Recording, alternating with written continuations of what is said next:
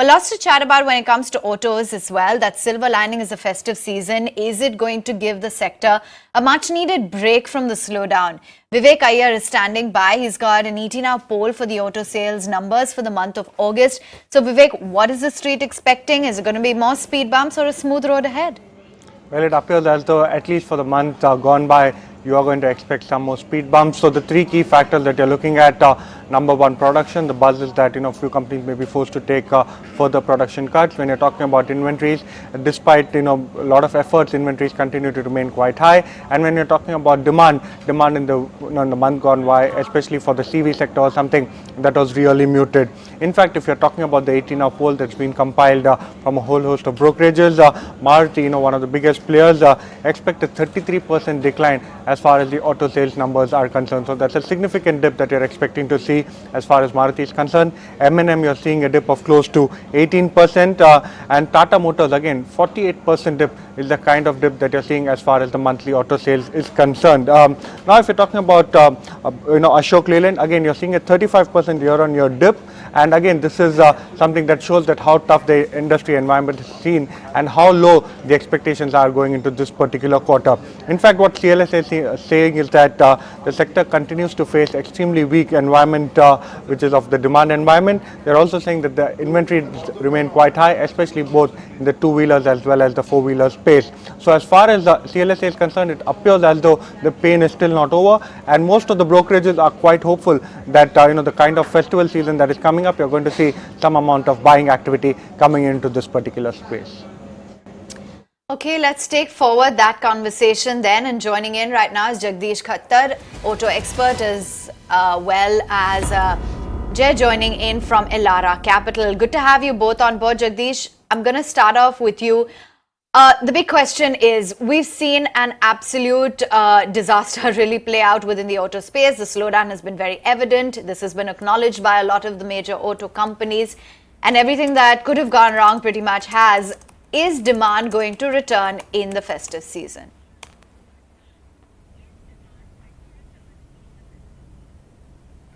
I'm not very hopeful.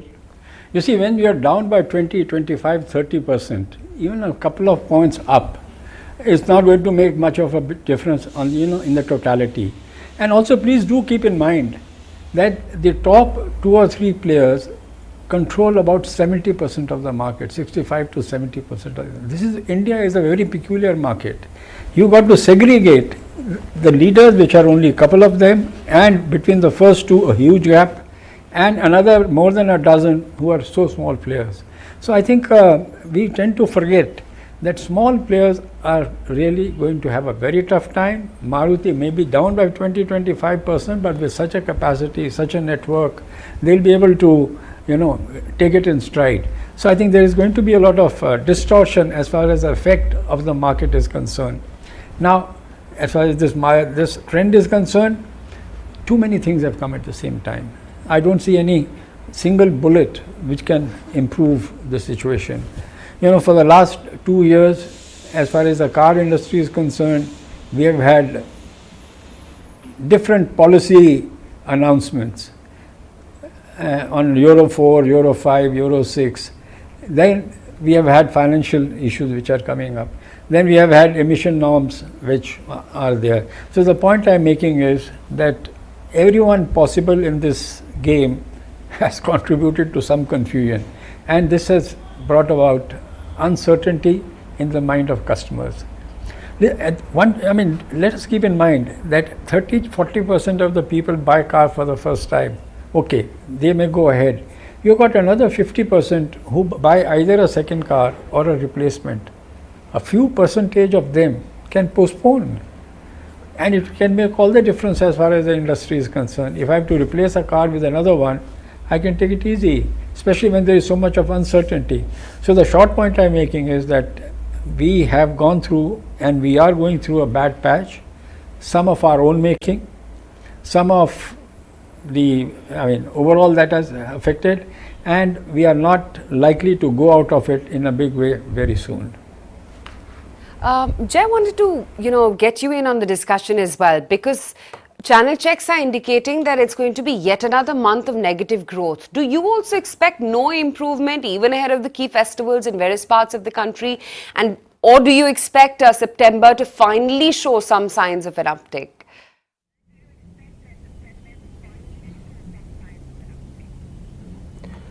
Right. So demand continues to be weak in the current month. In fact, in the current month, our checks suggest that retails have kind of further subdued it from last month as well.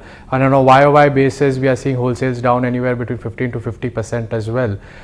So yes, demand is weak currently. There have been some measures in terms of the government, trying to ease liquidity in the system, but that is going to have a gradual impact in terms of percolation of that to the end consumer. And eventually, it's also about the sentiment. The sentiments currently are quite tepid. So there has to be some measures of boosting the sentiment in the market. And also one point is, there, like Mr. Khattar also mentioned, of postponement of purchases. This constant news articles that GST cut coming or not coming is also creating a lot of confusion in the market. So once I think that settles down, either it's coming or it's not coming, consumers could have a clear view, because there are a lot of postponement also happening with the hope that they could get at a 10% discount, say in 3-4 months. So a lot of the current purchases are getting deferred. So once we have clarity on that, there could be some bit of further purchases happening. As far as festive demand is concerned, I mean, currently we are down in double digits, 15 to 20%. Even if there is some bit of sentiment booster, you could have that 15 to 20% maybe going on to a flattish to a low single digit growth in the festive season. That does matter in terms of liquidation of inventory, because the channel inventory at the dealer's end is quite high. I mean, for example, two-wheelers, the 32-day festive period typically retails around 2 months of a normal year inventory. So you need at least a flattish growth retail basis YOY in the festive season to kind of flush out some bit of inventory in the system. So currently what you are seeing normally in this period of time of July, August, September, companies start channel filling in the inventory for the festive season. But given the earlier excesses of dealer inventory this year, we are not seeing much of a channel inventory filling this time. So, and hence wholesale growth looks even more tepid. So to your point on the festive season, a flattish retail growth has to happen for channel inventory to get liquidated, but I'm not seeing huge demand spurt. A double digit kind of a growth would be hopeful for festive.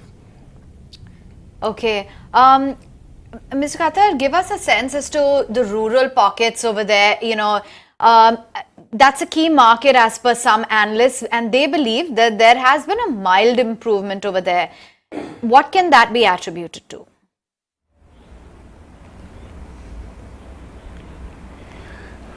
I mean, let me say one other thing. We are talking about the markets at the moment.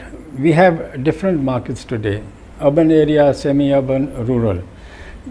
Some new things have developed in the urban area. Parking has become a problem.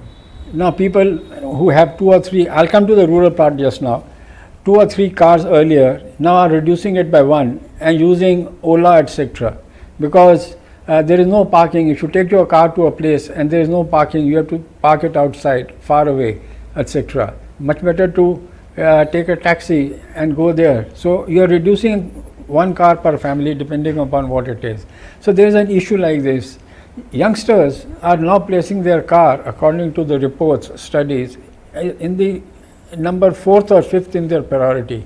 They are not insisting on getting a car again. So there is a change even in the psyche of the customer, in what he is looking for, what his priorities are, and I think we will see more of it.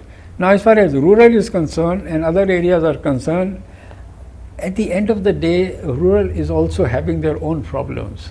I mean, let's face it, with the crops, with the pricing of this, retention of money, etc.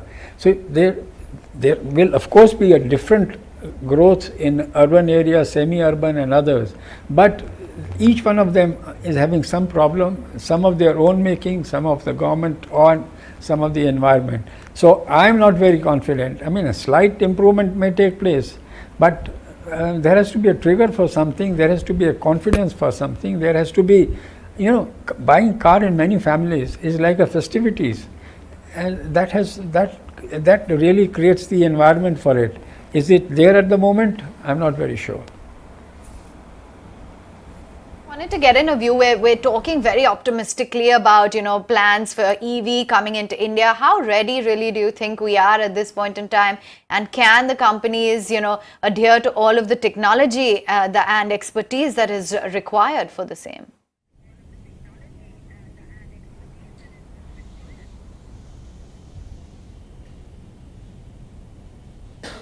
Jay, that's for you. Yeah. Yeah, okay, sorry. Yeah, so I mean, there has been a lot of talk of EVs. I mean, definitely there would be some bit of action from the companies also in terms of launching new products. The government has been quite hell-bent on having their, say in terms of, going the EV way. Of course, there have been certain flip-flops on the way in terms of the timelines, but definitely now the industry is kind of aware that they have to kind of come up with incremental launches. How those get accepted in the market is something that only time will tell, because it depends on what kind of products come up in the market, because currently there are not many options available from the large players in the market for that acceptance to happen. But of course it has to be followed. I mean, you do need a sufficient infrastructure network for EVs to kind of get accepted, because it's always a chicken and egg story, what comes first. In our view, two-wheelers will be kind of first to get adopted to EVs, purely because from a total cost of ownership perspective it is much more viable. Cars at the higher end could see first adoption, also aided by the difference in the GST rate between, say, SUVs and the current 5% tax for the, EVs. So it will be a gradual process, nothing immediate in terms of acceptance, unless there are desirable products being launched by the companies, and those desirable products have to come from the large OEMs and not necessarily from the startups. Khattar, Jay, thank you so much, both of you, for taking the time out and really analyzing whether or not come this weekend we are bound to see any uptick when it comes to the auto sales numbers, or is it going to be another month-long wait, hoping for some sort of revival.